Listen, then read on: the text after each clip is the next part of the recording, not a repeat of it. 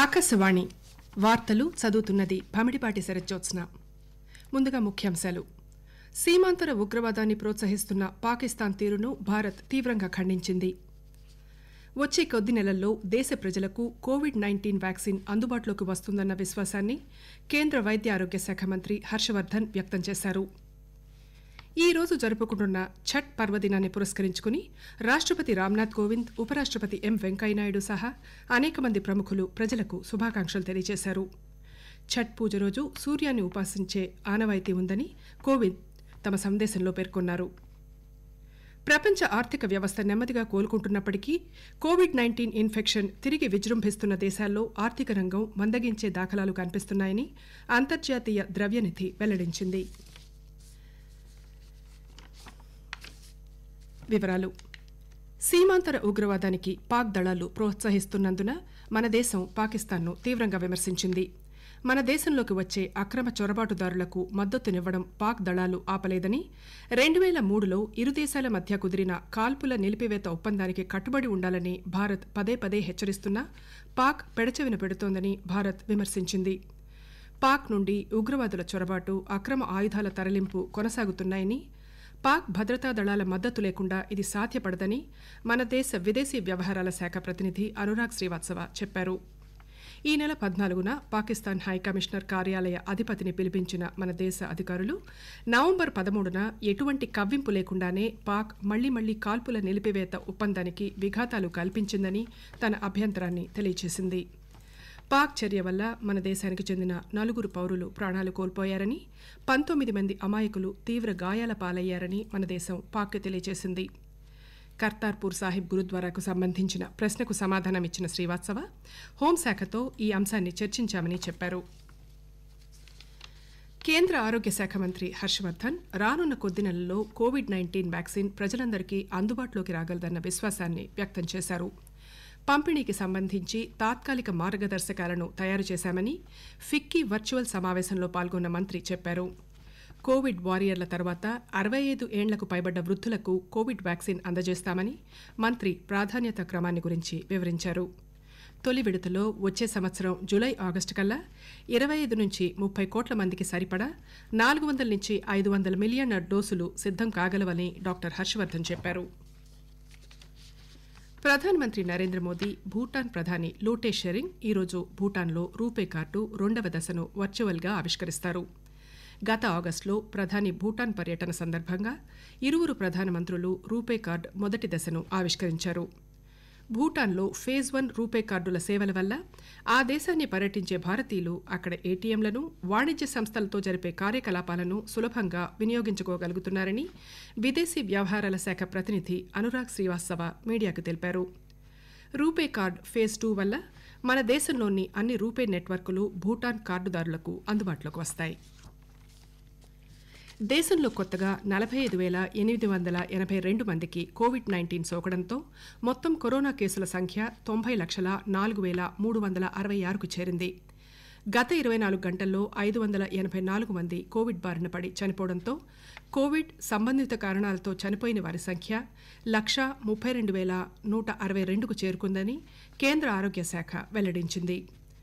గత 24 గంటల సమయంలో 44,807 మంది కోలుకోవడంతో మొత్తం రికవరీల సంఖ్య 84,28,410గా ఉందని గణాంకాలు తెలియజేస్తున్నాయి. దీంతో దేశంలో రికవరీల సగటు 93.60% చేరుకుంది. ప్రస్తుతం దేశంలో యాక్టివ్ కోవిడ్-19 కేసుల సంఖ్య 4,43,794గా ఉంది. ఛట్ పర్వదినాన్ని పురస్కరించుకుని రాష్టపతి రామ్నాథ్ కోవింద్ ప్రజలకు శుభాకాంక్షలు అందజేశారు. ఛట్ పూజ సందర్భంగా సూర్యుని అర్చన, ప్రకృతి పూజలలో భాగంగా నదులు, సరస్సులు వంటి వాటికి పూజలు జరపడం ఆనవాయితీగా వస్తోందని ఆయన అన్నారు.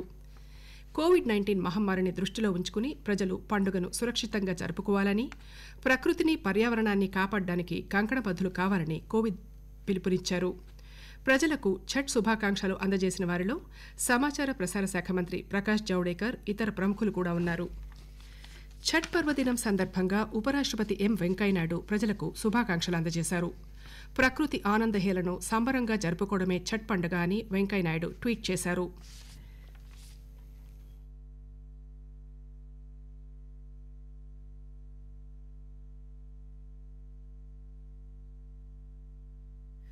ఆకాశవాణి వార్తలు వింటున్నారు. అన్లాక్ అంటే అజాగ్రత్త కాదు, ఆత్మనిర్భర్ భారత్ దిశగా ముందుకు సాగడం. అన్లాక్లో అన్ని జాగ్రత్తలు పాటించండి. ఆకాశవాణి వార్తలు న్యూస్ ఆన్ ఎయిర్ యాప్పై వినవచ్చు. మరిన్ని విశేషాల కోసం హైదరాబాద్ ప్రాంతీయ వార్తా విభాగం ట్విట్టర్ హ్యాండిల్ @AIRnews_HYDని ఫాలో కండి. AIR న్యూస్ హైదరాబాద్ యూట్యూబ్ ఛానల్కి కూడా సబ్స్క్రైబ్ చేయండి. కరోనా వైరస్ బారిన పడ్డ ప్రపంచ ఆర్థిక వ్యవస్థ కోలుకుంటున్నప్పటికీ ఇన్ఫెక్షన్లు తిరిగి మొదలైన దేశాల్లో ఆర్థిక రంగం మందగిస్తున్న దాఖలాలు కనిపిస్తున్నాయని అంతర్జాతీయ ద్రవ్యనిధి IMF వెల్లడించింది. ఈ వారంలో జరగనున్న G20 దేశాల నేతల ఆర్థిక నిపుణుల వర్చువల్ సమావేశం నేపథ్యంలో ముందస్తుగానే నివేదిక విడుదల చేసిన IMF ఆర్థిక రంగం కోలుకోవడం అన్నది అనేక అసమానతలతో కూడుకుని ఉందని, ఇది అన్ని దేశాల్లో ఒకే రకంగా ఉండబోదని హెచ్చరించింది. కోవిడ్ వ్యాక్సిన్లను ప్రపంచమంతటా అందుబాటులోకి తెచ్చేందుకు సత్వరమే కలిసికట్టుగా కృషి చేయాలని IMF మేనేజింగ్ డైరెక్టర్ క్రిస్టోలినా జార్జియేవా నేతలకు సూచించారు. కోవిడ్ మహమ్మారిని ప్రపంచమంతటా తుడిచిపెడితే తప్ప ఆర్థిక రంగం కోలుకోవడం కష్టమని ఆమె అభిప్రాయపడ్డారు. పండిత్ దీన్ దయాళ్ పెట్రోలియం విశ్వవిద్యాలయ 8వ స్నాతకోత్సవాన్ని ప్రధానమంత్రి నరేంద్ర మోదీ రేపు వీడియో కాన్ఫరెన్సింగ్ ద్వారా ప్రారంభిస్తారు. 2600కు పైగా విద్యార్థులకు డిగ్రీ, డిప్లొమా పట్టాలను ఆయన ప్రదానం చేయనున్నారు. 45 మెగావాట్ల సామర్థ్యం కల మోనోక్రిస్టలైన్ సోలార్ ఫోటోవోల్టాయిక్ ప్యానెల్ సౌర విద్యుత్ పలకలు, నీటి నిర్వహణకు సంబంధించిన centre of excellence on water టెక్నాలజీలకు మోదీ శంకుస్థాపన చేస్తారు. పండిత్ దీన్ దయాళ్ పెట్రోలియం యూనివర్సిటీకి చెందిన innovations incubation centre, technology business incubation, transnational research సెంటర్లను కూడా ప్రధాని రేపు ప్రారంభించనున్నారు. కోవిడ్-19 మహమ్మారి రెండవ ఉధృతిని కట్టడి చేసేందుకు సరైన సమయంలో వ్యాక్సిన్ ఏదీ అందుబాటులోకి రాబోదని ప్రపంచ ఆరోగ్య సంస్థ WHO ఎమర్జెన్సీస్ డైరెక్టర్ మైఖేల్ రాయన్ స్పష్టం చేశారు. ప్రపంచంలో ఎక్కడైనా అవసరమైన సంఖ్యలో వ్యాక్సిన్లు సిద్దమయ్యేందుకు మరో 4 నుంచి 6 నెలల కాలం పట్టవచ్చని భావిస్తున్నట్లు, వ్యాక్సిన్ అనేది మంత్రదండం ఏదీ కాదని ఆయన అన్నారు. కోవిడ్తో పోరాడుతున్న దేశాలు సెకండ్ వేవ్ ఉధృతిని వ్యాక్సిన్ సాయం లేకుండానే అధిగమించాల్సి ఉంటుందని రాయన్ అన్నారు.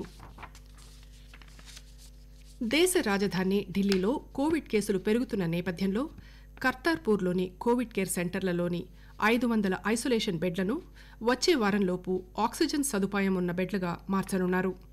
ప్రస్తుతం ఉన్న 3652 ICU బెడ్లకు మరో 150 బెడ్లను జోడించనున్నారు.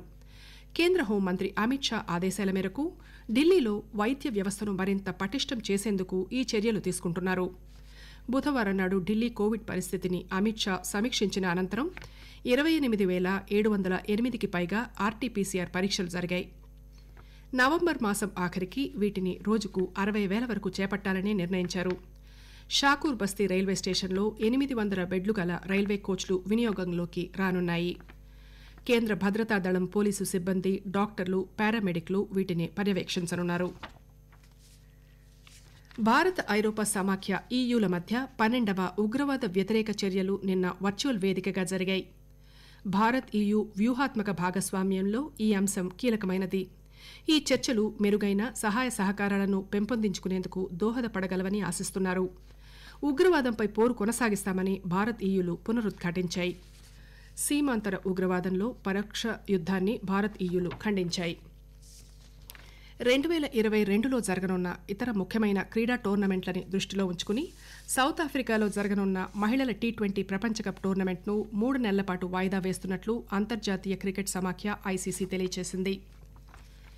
ఆకాశవాణి వార్తలు ముగించే ముందు ముఖ్యాంశాలు మరోసారి. సీమాంతర ఉగ్రవాదాన్ని ప్రోత్సహిస్తున్న పాకిస్తాన్ తీరును భారత్ తీవ్రంగా ఖండించింది. వచ్చే కొద్ది నెలల్లో దేశ ప్రజలకు కోవిడ్-19 వ్యాక్సిన్ అందుబాటులోకి వస్తుందన్న విశ్వాసాన్ని కేంద్ర వైద్య ఆరోగ్య శాఖ మంత్రి డాక్టర్ హర్షవర్ధన్ వ్యక్తం చేశారు.